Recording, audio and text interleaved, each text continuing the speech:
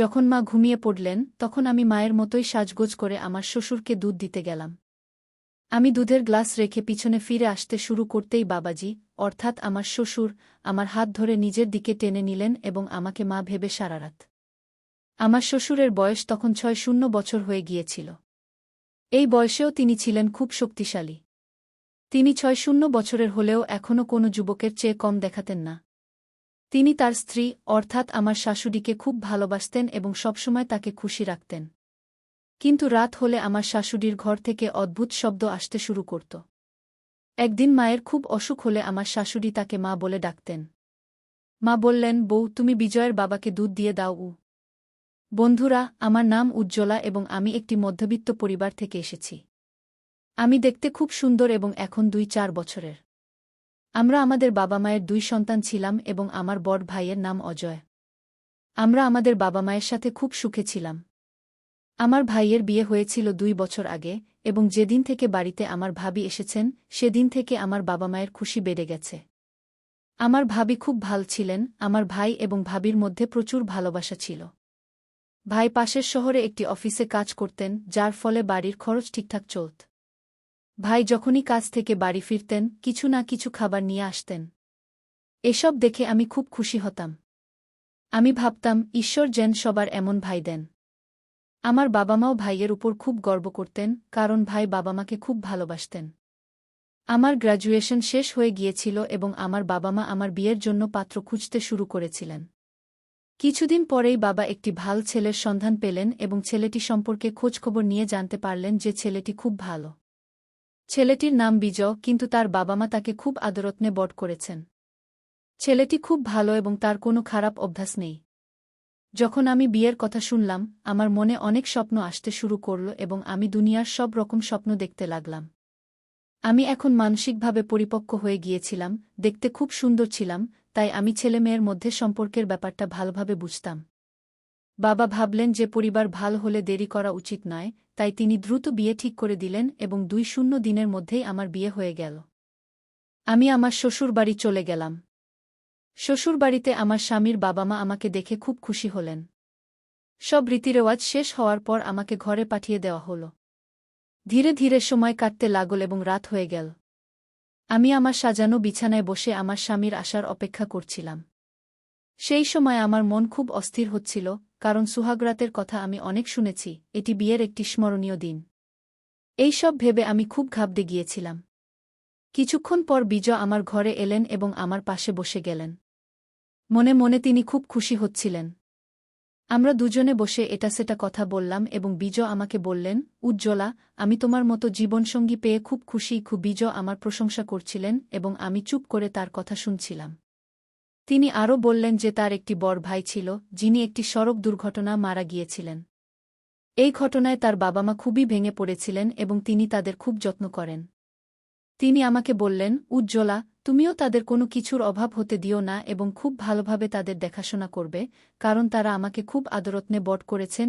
এত কথা বলতে বলতে আমার স্বামীর চোখে পানি চলে এল। তখন আমি বললাম, আপনি এত চিন্তা করবেন না, আমিও তাদের খুব ভালোভাবে দেখাশোনা করব। সেই সময় তার কথার চেয়ে আমার নিজের আবেগই বেশি মনে হচ্ছিল। আমি আমার স্বামীর হাত ধরে বললাম, আজ আমরা কি এই সব কথাতেই রাত কাটাব? আজ তো আমাদের বিয়ের প্রথম রাত। এত কথা বলতেই তিনি আমাকে তার বাহুতে টেনে নিলেন এবং আমিও তো এই মুহূর্তেরই অপেক্ষা করছিলাম। কিছুক্ষণ পর আমার স্বামী বিজয় ক্লান্ত হয়ে আমার থেকে দূরে সরে গেলেন। তিনি ৫ মিনিটও ঠিকভাবে টিকতে পারলেন না। এসব দেখে আমি ভিতরে ভিতরে ভাবতে লাগলাম, আমি কত স্বপ্ন দেখেছিলাম, কত আশা পোষণ করেছিলাম, কিন্তু আমার সব স্বপ্ন ও আশায় যেন পানি ঢেলে দেওয়া হল। বিজয় আমাকে সেই তৃপ্তি দিতে পারলেন না, যা একজন স্ত্রীর তার স্বামীর কাছ থেকে প্রত্যাশা থাকে। বিজয় দ্রুত গভীর ঘুমে চলে গেলেন, কিন্তু আমি একটি তৃষ্ণার্ত মাছের মতো কুস্তরে পরিবর্তন ঘটতে থাকে, কিন্তু বুঝতে পারলাম না কেন এসব আমার সাথে ঘটছে। আমি সকালে উঠে ফ্রেশ হতে বাইরে গিয়েছিলাম, ফিরে এসে দেখলাম শ্বশুরজি উঠানে ব্যায়াম করছেন। এ দেখে আমি অবাক হলাম, কারণ বাবাজি ৬০ বছর বয়সেও একজন যুবকের মতো দেখাচ্ছিলেন। তারপর আমি রান্নাঘরে গিয়ে চা বানাতে লাগলাম। কিছুক্ষণ পর চা বানিয়ে বাবাজিকে দিতে গেলে তিনি বললেন, অরে বউ, তোমার মা কোথায়? তাকে তো কোথাও দেখছি না গিয়ে আমি বললাম, জি, তিনি ভিতরেই আছেন এবং কিছু কাজ করছেন কি তখন আমি লক্ষ্য করতে শুরু করি, মা যেখানেই থাকেন, বাবাজি সেখানেই চলে যান এবং তার সাথে অদ্ভুত আচরণ করতে শুরু করেন। মা বলতেন, এখন তো লজ্জা করো, বাড়িতে নতুন বউ এসেছে। সে যদি এসব দেখে তাহলে কি ভাববে? বাবাজি বলতেন, কি ভাববে? প্রত্যেক স্বামী তার স্ত্রীর সাথে এসব করে। বিজয়ও রাতে এসব করে থাকবে কি? মায়ের এমন কথা শুনে আমার খুব লজ্জা হচ্ছিল এবং আমি ভাবতে শুরু করলাম, কাশ বিজয়ও এমন হতো। এমনি করে ১-৫ দিন কেটে গেল। তারপর এক রাতে যখন আমি বাথরুমে যাচ্ছিলাম, মায়ের রুম থেকে তার অদ্ভুত আওয়াজ শুনতে পেলাম।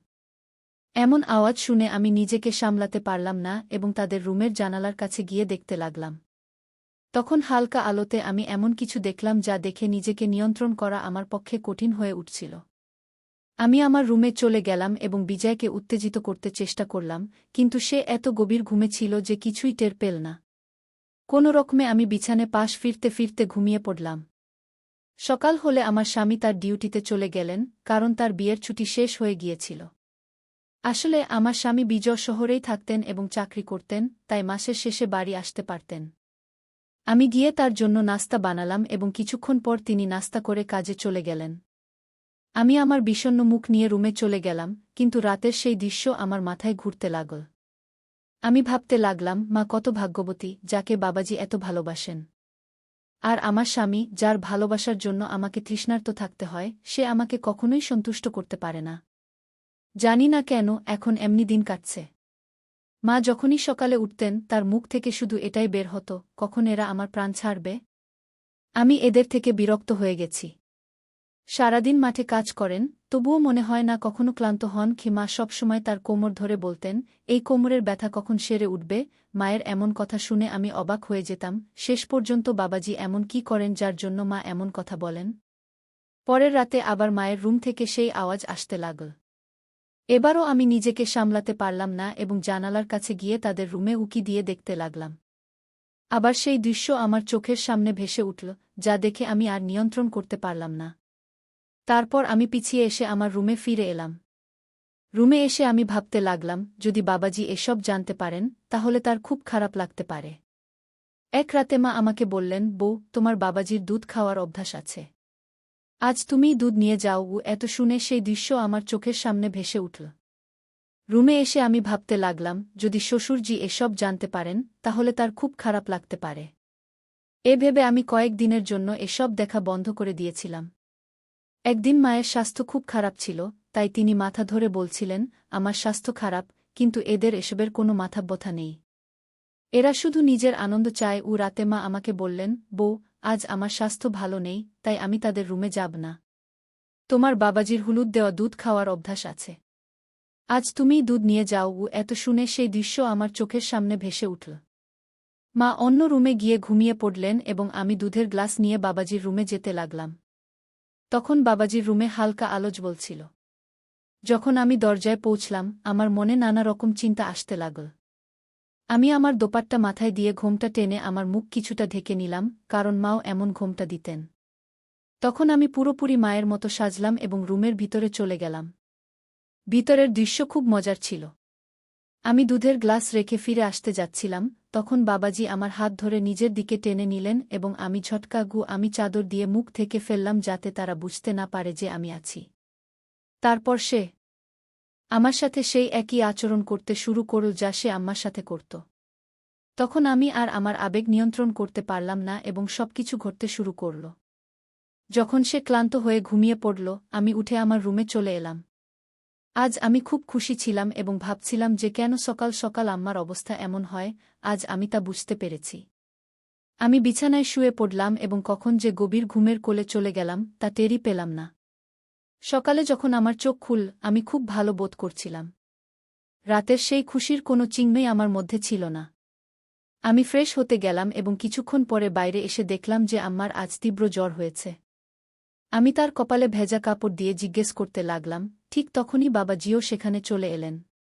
তিনি জিজ্ঞেস করলেন, বউ, এখন তোমার আম্মার অবস্থা কেমন? আমি বললাম, হ্যাঁ, এখন কিছুটা ভালো, জ্বরও কমে গেছে কি। তখন আমি অনুভব করলাম যে শ্বশুরজি আমাকে গভীরভাবে দেখছেন। এর আগে তিনি কখনো এভাবে আমাকে দেখেননি। আমি ভাবতে শুরু করলাম যে হয়তো রাতের ঘটনা তিনি জানতে পেরেছেন যে আম্মার জায়গায় আমি ছিলাম। এসব ভেবে আমি একদম অস্থির এবং আতঙ্কিত হয়ে পড়লাম। আমার মনে হচ্ছিল যদি শ্বশুরজি এটা জানতে পারেন তাহলে আমার সম্পর্কে কি ভাববেন। যখন রাত হল, আম্মাজি আবার বললেন, বউ, যতদিন না আমার স্বাস্থ্য সম্পূর্ণভাবে ভালো হয় ততদিন আমি তোমার বাবার কাছে যাব না। না হলে আমার অবস্থা আরও খারাপ হবে। তাই তুমি ওকে দুধ দিয়ে দিও, না হলে সে আমাকে খুঁজতে খুঁজতে এখানে চলে আসবে। আমি আমার শ্বাসরুদ্ধ অবস্থায় এই কথা শুনে যেন সম্পূর্ণ খুশিতে ভরে গেলাম। আমি ভাবতে লাগলাম আজ আবার সেই মজা নেওয়া যায় কিনা। রাত গভীর হলে যখন আম্মা ঘুমিয়ে পড়লেন, আমি দুধ নিয়ে শ্বশুরজির রুমে চলে গেলাম। আমি দুধের গ্লাস রেখে পিছন ফিরতেই শ্বশুরজি আমার হাত ধরে ফেললেন এবং বললেন, কি হয়েছে বউ, এভাবে চলে যাচ্ছ কেন? শ্বশুরজির মুখ থেকে এমন কথা শুনে আমি একদম ঘাবড়ে গেলাম। আমার মনে হল এখন আমার সাথে কিছু অঘটন ঘটতে চলেছে। কিন্তু শ্বশুরজি বললেন, আমি জানি যে গত রাতেও তোমার আম্মার জায়গায় তুমিই ছিলে। কি তখন আমি শ্বশুরজিকে বললাম, হ্যাঁ, যদি আপনি জানতেন তাহলে আমাকে কিছু বললেন না কেন? শ্বশুরজি বললেন, বউ, আমি জানি যে বিজয়ের সাথে তুমি খুশি নও। তুমি এটা আমাকে না বললেও আমি তোমার কষ্ট ভালোভাবে বুঝতে পারি। তারপর তিনি বললেন, দেখো বউ, তুমি এসব নিয়ে একদম চিন্তা করো না। আর ভাবো, যদি তোমার অবস্থা এমনই থাকে তাহলে তুমি মা হবে কি করে? শ্বশুরজির এমন কথা শুনে আমি নিশ্চিন্ত হয়ে গেলাম, কিন্তু আমার মনে একটু ভয় ছিল যে যদি একথা বিজয় বা আম্মা জানতে পারেন তাহলে আমার কি হবে। তখন আমি সব চিন্তা দূরে সরিয়ে দিয়ে শ্বশুরজির সাথে আমার খুশি ভাগ করে নিতে লাগলাম। সেই রাতেও যখন শ্বশুরজি ঘুমিয়ে পড়লেন আমি আমার রুমে চলে এলাম। এখন এটা আমার সাথে প্রায় প্রতিদিনই হতে লাগল এবং আমিও বেশ খুশি থাকতে লাগলাম। বাবাজিও যেন প্রতিরাতেই আমার জন্য অপেক্ষা করতে থাকতেন। এভাবে অনেক দিন কেটে গেল। তারপর একদিন আমার স্বামী বিজয় বাড়ি ফিরে এল। সে দিন আমি খুব খুশি ছিলাম। রাত হলে সবাই খাবার খেয়ে নিজ নিজ রুমে ঘুমাতে চলে গেল। আমি এবং আমার স্বামীও আমাদের রুমে চলে গেলাম। সেই রাতে আমি অনুভব করলাম যে বিজয়ের পারফরম্যান্স আগের চেয়ে ভালো হয়েছে, কিন্তু তেমন বেশি নয়। তারপর সে গভীর ঘুমে চলে গেল। তাকে এভাবে ঘুমন্ত দেখে আমি ভেতরে ভেতরে জ্বলে উঠলাম। তারপর ভাবলাম শ্বশুরজির কাছে চলে যাই, কিন্তু বিজয়ের উপস্থিতির কারণে আমি কোনোভাবে নিজেকে সামলে নিয়ে ঘুমিয়ে পড়লাম। সকাল হলে বিজয় বলল, আমি 1 সপ্তাহের জন্য শহরে যাচ্ছি। এখন 1 সপ্তাহ পরেই ফিরব। এই কথা শুনে আমি খুব খুশি হলাম এবং আবার রাতের সেই দৃশ্যের কথা ভাবতে লাগলাম। সেদিন খুব কষ্ট করে রাত হল। যখন আম্মা ঘুমিয়ে পড়লেন আমি শ্বশুরজির রুমে চলে গেলাম। সেই রাতে আমি দেখলাম যে শ্বশুরজি অত্যন্ত অধীরভাবে আমার জন্য অপেক্ষা করছিলেন। আমার আসার পরই তিনি শুরু করলেন।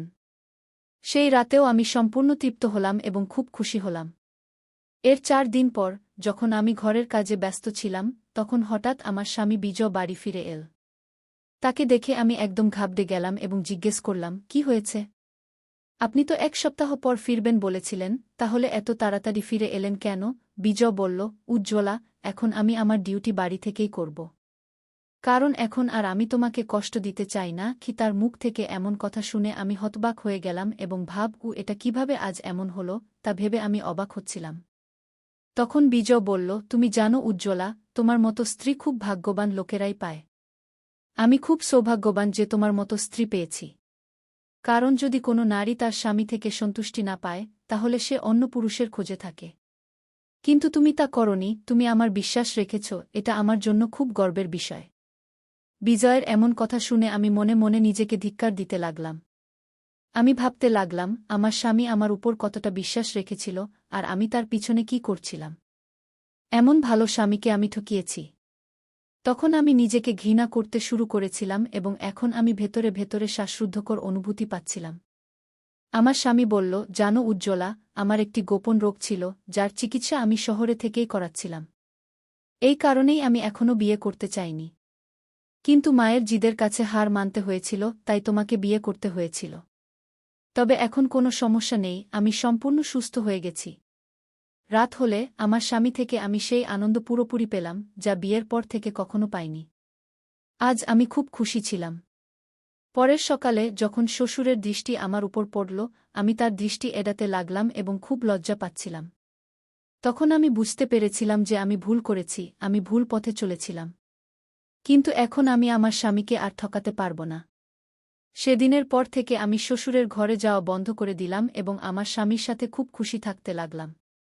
শ্বশুর বুঝে গিয়েছিলেন যে এখন আমি অনুতাপের আগুনে জ্বলছি এবং কোথাও না কোথাও তিনিও তার ভুল বুঝতে পেরেছিলেন। সেদিনের পর শ্বশুরও আমার দিকে ভুল দৃষ্টি দেওয়া বন্ধ করে দিলেন, তিনি একজন ভালো মানুষের মতো থাকতে লাগলেন। যখন কোনো নারী বা পুরুষ তার স্বামী বা স্ত্রী থেকে সন্তুষ্টি পায় না, তখন সে ভুল পথে পা দেয়। কিন্তু আমি আপনাদের শুধু এটাই বলতে চাই, প্রথমে বুঝুন সমস্যাটা কি, কেন এমন হচ্ছে। যদি আপনি এই সমস্যার সমাধান করেন, তাহলে ভুল পথে চলার প্রয়োজন হবে না। কারণ এই পথে আপনি শুধু কিছুক্ষণের জন্য সন্তুষ্টি পাবেন, কিন্তু সারা জীবন অনুতাপ করতে হবে। তো বন্ধুরা, এই গল্পটি আপনাদের কেমন লাগলো কমেন্টে অবশ্যই জানাবেন। ভিডিওটি ভালো লাগলে লাইক, সাবস্ক্রাইব এবং শেয়ার করুন। ধন্যবাদ।